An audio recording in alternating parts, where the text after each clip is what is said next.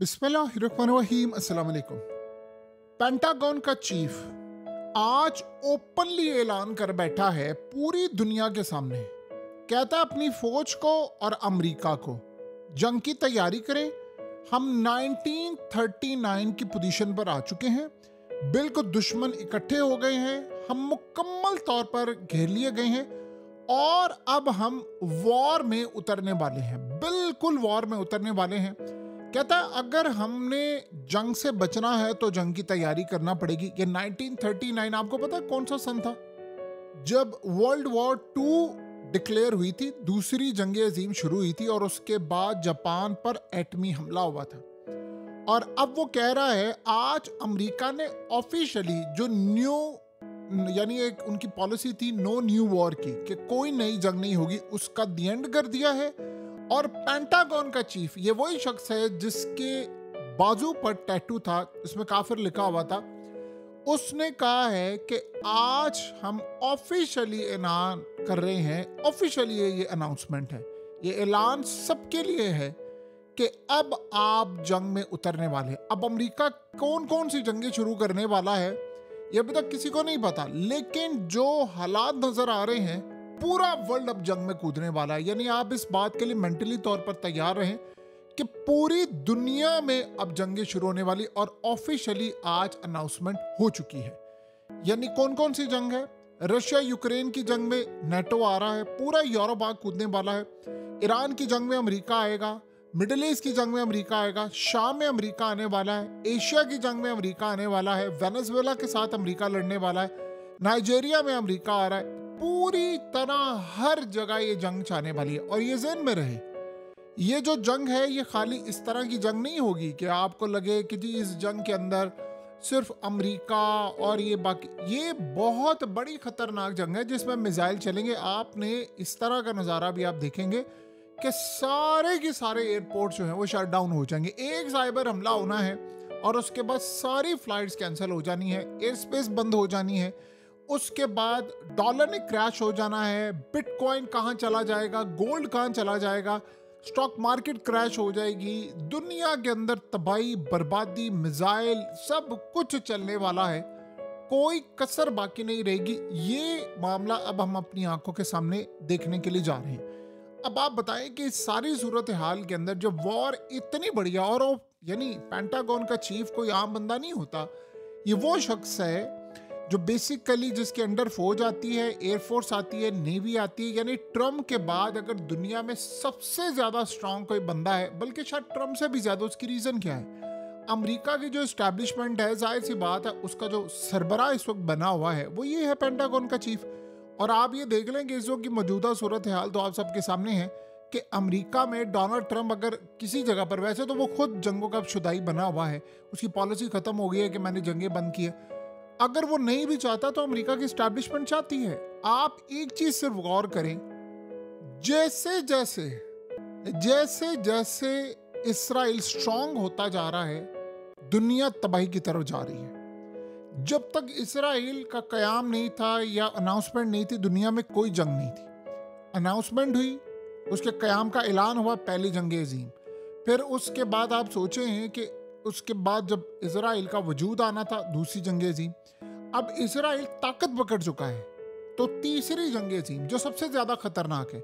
और अब आप देख लेना कि अमेरिका इस वक्त न्यूक्लियर टेस्टिंग पर आ रहा है। रशिया ने कहा हम न्यूक्लियर टेस्टिंग करेंगे, चाइना ने करनी है, पूरी दुनिया के अंदर अब न्यूक्लियर टेस्टिंग है। पाकिस्तान और इंडिया ऑलरेडी, आपको कुछ अरसे के बाद ये बात बड़ी क्लियरली समझ आएगी कि डोनाल्ड ट्रंप बेसिकली जो इंडिया के जहाज़ों का बार बार जिक्र कर रहा था, वो बेसिकली इंडिया को उकसा रहा था कि वो पाकिस्तान के खिलाफ जंग की तैयारी करे। और अब आप देख ही रहे हैं, यानी वो पाकिस्तान का फायदा कर ही नहीं रहा, वो बेसिकली इस जंग को बढ़ावा दे रहा था जो जंग वो चाहता है। ये आपको ऐसा ऐसा समझ आ जाएगा, ये सारे पर्दे खुल जाएंगे और हमें पता चलेगा कि हम ये समझ रहे थे ना कि देखें आप बार बार किसी को उकसा रहे हैं, आप कह रहे हैं कि तुम जलील हो, तुम ऐसे हो, तुम्हारे अंदर कैपेसिटी नहीं।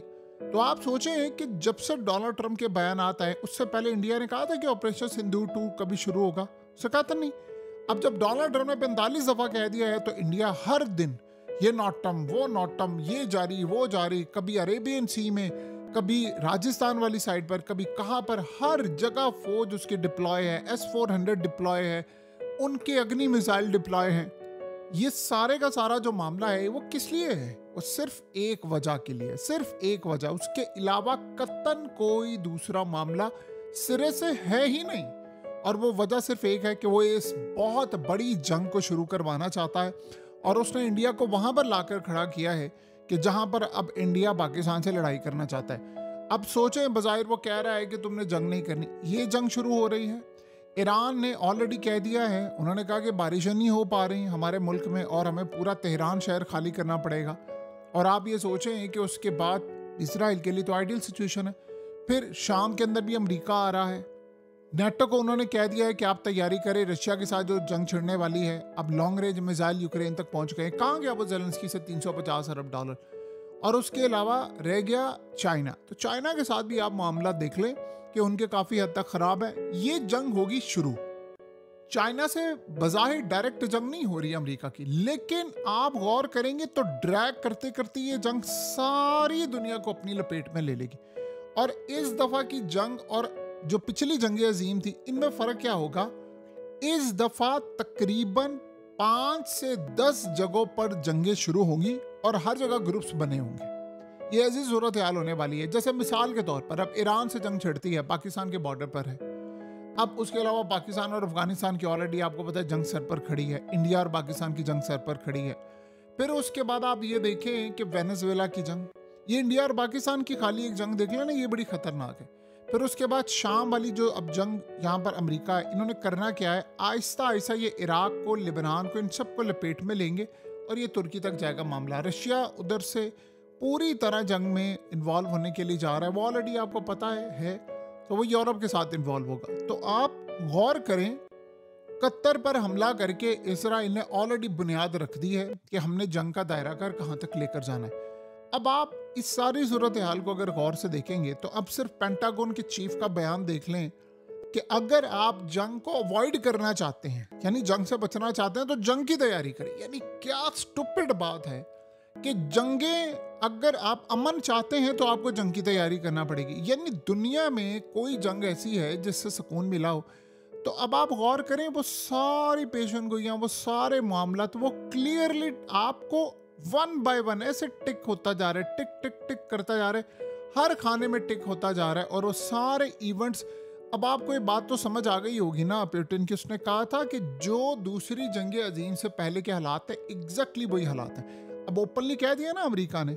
आप बताइए कि इस वक्त बेशक ट्रंप सदर है, बेशक उसके इख्तियार जैसे भी हैं, जो भी है, चाहे वहाँ पर इस्टेब्लिशमेंट जो भी इसको कंट्रोल करे, मैनेज करे, लेकिन उसके अलावा फिर भी आप देखें तो क्या ये बयान डोनाल्ड ट्रंप की मर्जी से हो सकता है? सवाल ही पैदा नहीं होता।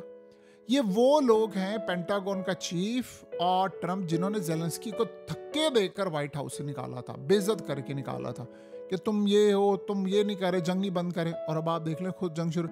ट्रंप ने इलेक्शन जीता ही इस बेस पर था, कहता मैं वाहिद अमेरिका का प्रेसिडेंट हूं जिसने कोई नई जंग शुरू नहीं की और पुरानी जंगें भी बंद की। और ये अमेरिका का वाहिद वो प्रेसिडेंट है जो दुनिया की सबसे खतरनाक जंगें छेड़ने के लिए जा रहा है। ईरान जंग इसने छेड़ी है और उसके अलावा अब दुनिया की बाकी जंग, गजा जंग का जो हश्र हुआ है, आपको पता है जितने लोग ट्रंप के दौर में आकर मरे हैं उतने तो कई भी नहीं है। जो इसराइल को फ्री हैंड दिया है, जो इन्होंने काम किया, अभी तक गजा का आप मामला देख ले, आप सबके सामने है। सो कोई सूरत हाल नहीं, ना वहां से फौजें निकलवा सके, ना कोई और मामला हुआ, कुछ भी नहीं हुआ। प्लेट में रखकर इसराइल को सब कुछ दिया है। तो अब सोचें वो अगले लेवल पर क्या जा रहा है। शाम के अंदर अड्डा दोबारा बना रहे हैं। भाई शाम में आपने अड्डा क्यों बनाना है? वहां कोई हमला है, कोई मसला है? सिर्फ इसराइल की हिफाजत करनी है।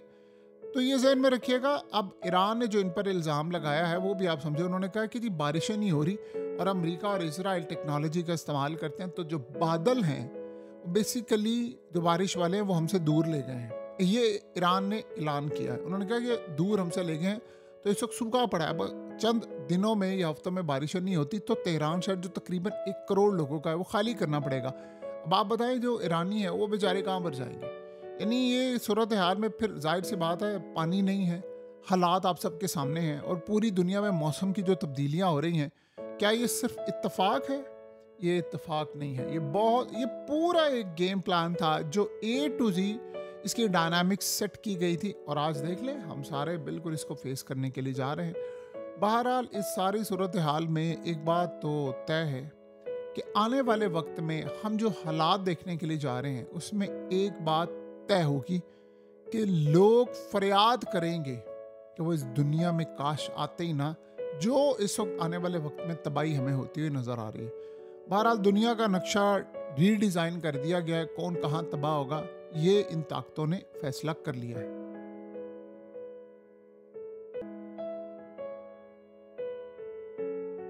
हकीकत टीवी को सब्सक्राइब करना मत भूलें, वीडियो को लाइक करें, शेयर करें और कमेंट सेक्शन में अपनी राय का इजहार ज़रूर करें।